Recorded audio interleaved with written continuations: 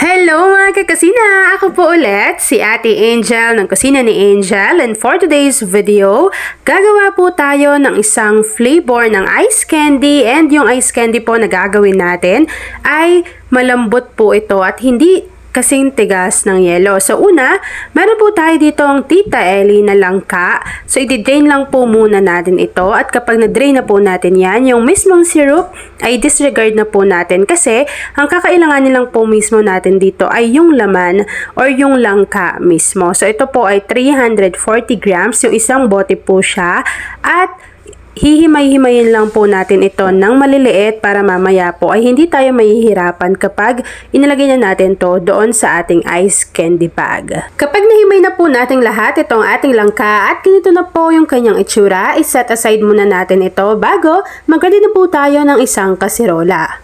Sa isang kasirola, pagsasama-samahin po natin ang mga ingredients. So dito, inuna ko po yung 2 sachet ng powdered milk. Meron po iyang tig 33 grams. Tapos kapag nailagay na natin yan dyan, sundan lang po natin ito ng 1/4 kilo ng wash sugar. So pwede kayong gumamit ng white sugar, pero ako, wash sugar na yung ginamit ko. After po nun, tutunawin lang muna natin yung ating powdered milk pati yung ating sugar sa 4 cups of water.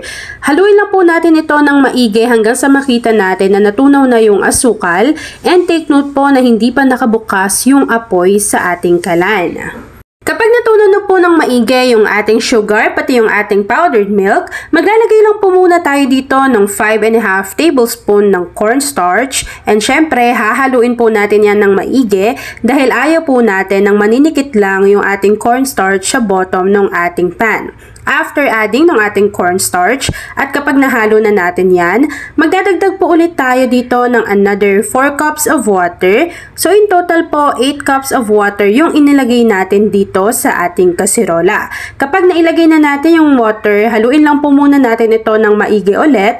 Bago, maglalagay lang po tayo dito ng isang lata or 365 ml ng evaporated milk. Kapag nailagay na natin itong ating evaporated milk, haluin lang po ulit natin ito ng maigi. Bago, maglagay na po tayo dito at least ½ teaspoon ng vanilla essence or vanilla extract.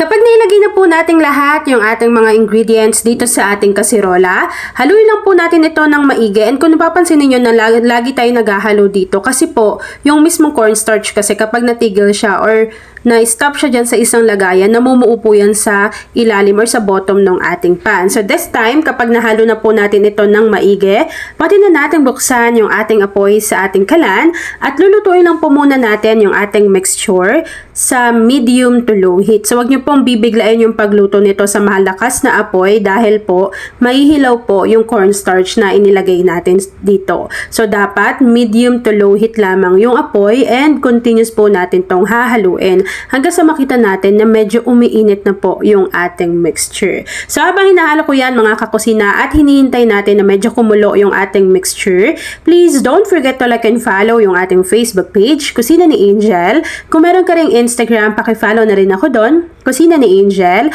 At kung gusto mong matuto pa ng iba pang mga recipes o kaya naman gusto mong mag-share ng mga niluluto mo everyday, pwede kang sumali sa ating Facebook group. Andyan lang po yan sa ating Facebook page. At ayan na nga mga kakusina, kapag medyo umiinit-init na po yung ating mixture, tsaka pa lang po natin ilalagay dito yung hinimay-himay natin kanina na Tita Ellie langka. So kapag nailagay na natin dito yung Tita Ellie na langka, haluin lang po muna natin ito at pakuluin pa natin ito ng ilang pang minuto. Tapos kapag nakita ninyo or naramdaman ninyo na kumulo na, yung soft boil lang yung ating mixture, pwede na po natin i-off yung apoy sa ating kalan at hihintayin po natin tong lumamig. Dapat palamigin muna natin yung ating mixture bago natin i-ready or bago kayo turuan kung paano natin to ibabalot.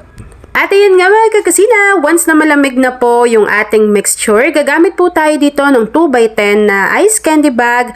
Gagamit din po tayo dito ng embudo at yung pang scoop po mismo natin ng ating mixture. At meron din akong mixing bowl kasi doon ko ipapatong yung mismong ice candy bag para hindi po maging malagkit dito sa ating lamesa. So una, ilalagay natin yung ating embudo dito sa ating ice candy bag. Tapos po mag-scoop lang tayo ng ating mixture.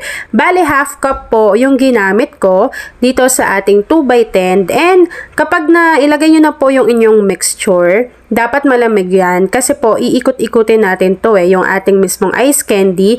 Bali, ang ginagawa ko po, hahawakan ko yung pinakaibabaw, yung pinaka-last na tip dito sa ating mixture. Tapos kapag nahawakan ko na yan, yung kanang kamay ko naman, siya yung ipang-iikot ko para po mawala yung hangin dito sa ating ice candy para po maiwasan na magkaroon ng bubbles kasi doon nahihirapan tumigas yung ating ice candy. So kapag nabalot na natin yan dyan, tapos tignan nyo na lang sa video kung paano ko siya binubuhol. Tapos po, gano'n lang din yung gagawin ninyo sa iba pa. So in total mga kakusina, nakagawa po tayo dito ng 21 pieces na ganito karami. So, halos 1 cup siya. Half cup yung ginamit ko and saktong-sakto yung nagawa natin na 21 pieces. So, ganun lang din yung ginawa ko sa dati nating ice candy. Yung milk flavor lang siya. So, for sure, marami nang nakapanood sa inyo nun na yung iba nga daw ay ginagawa na rin siyang pang negosyo. Ako, personally, hindi ko siya ginagawang pang negosyo. Ginagawa ko lang to sa bahay kasi gusto din nila yung lasa. Yan. So, babalutin ko lang tong lahat mga kakusina and then after po nun, kapag nabalot ko na to, ilalagay lang natin to sa ating freezer. Sa pagpapatigas pala nito, nasa ref kasi ninyo yan kung mabilis ba tong makapag-firm or hindi. So, sa akin, mga 15 hours ko siyang inilagay sa aking ref kasi hindi naman siya nakatodo. Pero kung nakatodo naman siguro mga 10 to 13 hours, ganyan. Meron na kayong ice candy. Yan. So, babalot ko lang ito mga kakusina. Tapos after po nun, ipapakita ko na sa inyo kung ano yung natapos nating dessert. And ipapakita ko pala sa inyo kung gaano siya kalambot. At ayan na nga mga kakusina, nag-firm na po or tumigas na itong ating ice candy. So this time, pwede na po natin tong i-enjoy. Ayan, so in total po, nakagawa ako ng 21 pieces nitong 2x10 na ice candy. Ayan siya. Tapos, tingnan nyo naman, sobrang lambot po niyan. Ayan. Ayan, so after natin mahiwa, so ganyan po siya kalambot. Ayan. So, para talaga siyang ice cream. Hindi siya kasing tigas ng yelo. So, yung isang ingredient na inilagay natin doon para maging soft po siya ay dahil doon sa cornstarch. Kung itatanong ninyo na matamis po ba Miss Angel dahil doon sa 1/4 kilo ng asukal, hindi po. So, tikman na natin.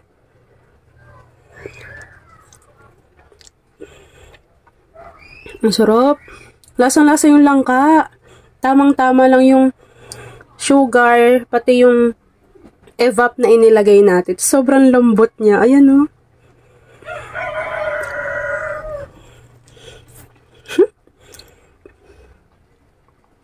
Ang sarap. So, for sure, marami nang nakatry sa inyo neto kasi last year gumawa ako ng milk flavor lang. And pa 1 million views na yun. So, i-comment nyo sa ating comment box section kung isa na rin to sa ninenegosyo ninyo. And super soft talaga siya. Hindi pa matigas yung iba. Kinukuha na. Gusto nung tikman sa bahay. Lambot. Ang sarap talaga ng Ang sarap ng langka flavor. First time ko tong tinry. Nung nakaraan kasi milk flavor lang. Sarap. Pakita ko tong isa. Ayan. So, yan naman siya. Ang sarap in fairness. Ayan o. Pag pinigaan nyo. Diba? So, yun lang mga kakasina. Thanks for watching and enjoy this video.